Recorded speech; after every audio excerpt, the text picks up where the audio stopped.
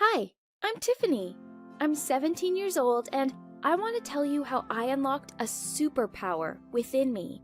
It happened during winter break. My friends and I, along with our parents, went to the Whistler Blackcomb Ski Resort. I was eager to try out my new snowboard.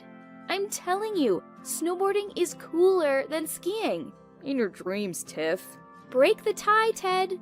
I vote for the jacuzzi. Ted! What? They're saying the weather could get bad tonight. We hit the slopes and it was so awesome. Brandon and I were racing, trying to resolve our debate. Ted was the weakest skier among us, but it was so funny when he would fall. I hate you guys. I haven't had so much fun in a long time. Looking for a challenge, we wandered onto a black diamond ski run. We were attracted by the name, Die Hard.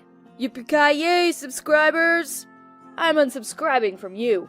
Do you hear me? Let me go!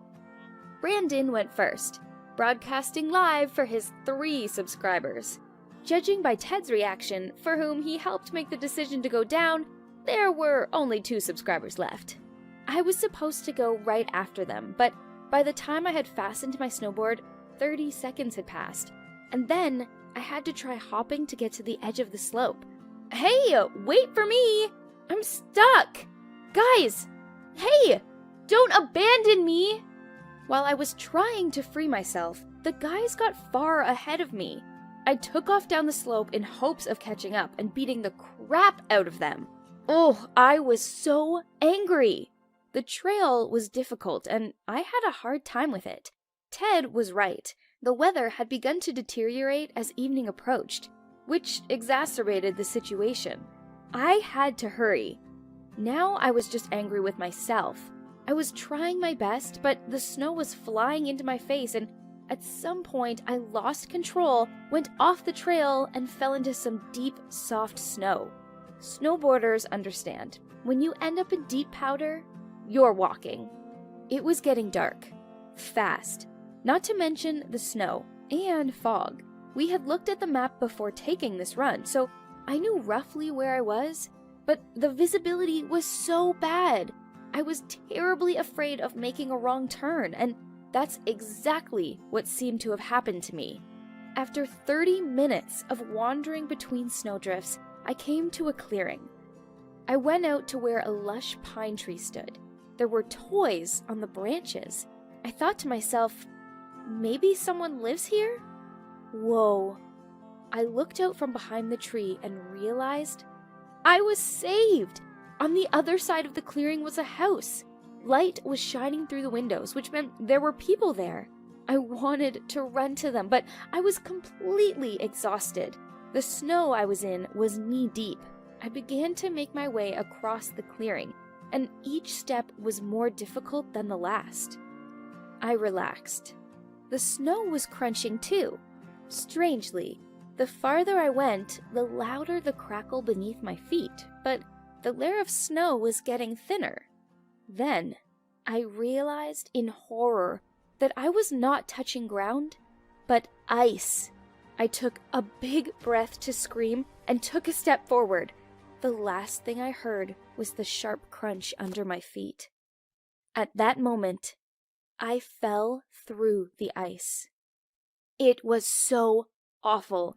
I couldn't see anything, not even my own hands. I desperately flailed around in the icy water, fearing that I wouldn't find a way to the air. The ski suit was instantly soaked and became even heavier. It began dragging me to the bottom. I panicked. With a rush of adrenaline, I managed to break the surface and began beating the ice until my hand went right through the spot where I had fallen. I emerged and clung to an ice float so tightly that my fingers hurt. I tried to climb onto the ice, but there was nothing to grab onto, and the wet ski suit made my body too heavy. I managed to steady myself on the surface.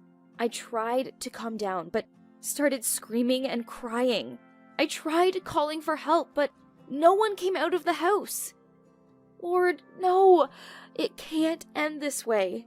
I don't want everything to end like this. The weather had gotten even worse. A real snowstorm had begun. I put my gloved hand under my cheek, afraid to freeze my skin on the ice. My watch was ticking, and this sound at least calmed me a little. I began to count the minutes. Exactly 32 had passed when it suddenly dawned on me. It was so cold that the hole had begun to freeze around me. But I wasn't cold. I was in such shock that I hadn't even noticed. At first, I thought that I was worse off than I expected, but then I remembered that I had heard about a man who could spend hours in ice water with no effect to his health. I held on to this thought because it gave me hope. If he could do it, maybe I could too. I will not give up. Don't give up. I can do this. I have to get out so I can yell at Brandon and Ted. They can't get away with this. I will get out. Another long hour passed. Guys, hang on. I gotta pee. I will never forget the look on his face. I was even embarrassed. I could no longer scream, but I could wave my hand. The crust of ice around my body kept me from going under the water. He definitely saw this and ran back into the house. Well, great. I scared him.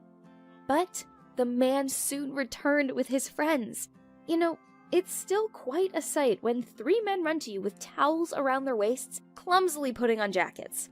Yeah, apparently they had been in the sauna. That's why they couldn't hear me screaming. Hang on! We'll get you out, okay? How long have you been here, miss? An hour and a half. How long? Are you even human? Drink this. They were still scratching their heads long after, wondering how I'd survived. They offered me drinks, but I'm a law-abiding citizen, so I declined. Doctors were no less surprised. Incredibly, I hadn't even caught a cold. They said that it had something to do with the ZFHX2 gene, and there were several symptoms known to science, but my case was unique. There were other people who couldn't feel pain and therefore couldn't feel cold, but I just simply did not freeze. How's that for a superpower? Since that day, I began testing myself. I took ice baths, swam under the ice, walked in the mountains in my underwear, but that's another story. Now I'm 28 years old and I work as a lifeguard at a ski resort. I'm a local celebrity. They call me Ice Girl. That's all. Thanks for listening to my story. Hi, I'm Ollie. I'm 17 years old. I want to share my story so that none of you will make the same mistake because it is life-threatening. My family and I were visiting relatives. They live near Jacksonville, Florida, a great fishing spot. My father and I have long dreamed of catching a huge white bass, a trophy fish weighing more than 1 kilogram. We were sailing in a boat along one of the tributaries of the St. Johns River. At first, we weren't having any luck. The fish weren't biting, but I was sure that we would catch a big fish. I just didn't anticipate how big. When Dad once again handed me the rod, literally right away, I felt that the fish had taken the bait. I began vigorously reeling it in, but it was not coming in very easily. The rod was arching under the weight of the catch, and it became clear that I couldn't reel it in on my own. Father ran over to help. We figured that we had caught the trophy fish we were looking for, and now we would have to fight for it. Since the fishing line was designed for such a catch, we didn't hesitate to pull hard on it, although a few times it seemed like it was about to break. I was already picturing a fish weighing 2 kilos. That's the kind of fish you pose for a picture with on Instagram before letting it go. The struggle continued. At one point, our potential catch pulled our boat. I let go of the fishing line for a few minutes until the tension subsided, and then we began to pull our catch in again. When the fish was almost reeled in, I crouched over the side of the boat to catch a glimpse of it. As I leaned over the water, I began slowly pulling out the fishing line. What the heck? I fell back in horror.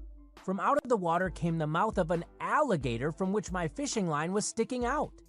After a few moments, the alligator dived back into the water and began dragging the rod. Terrified, my father quickly cut the fishing line and we hurried to the shore. Once at home, without a catch but safe and sound, we agreed that the alligator had probably swallowed the fish that had snagged the bait along with the hook. And yet, who would have thought that we would catch an alligator on a regular rod? I'm very glad that everything ended well. It's a pity that we weren't able to snap a photo or shoot a video. What would you have done in that situation? Would you have tried to pull the alligator out or cut the line?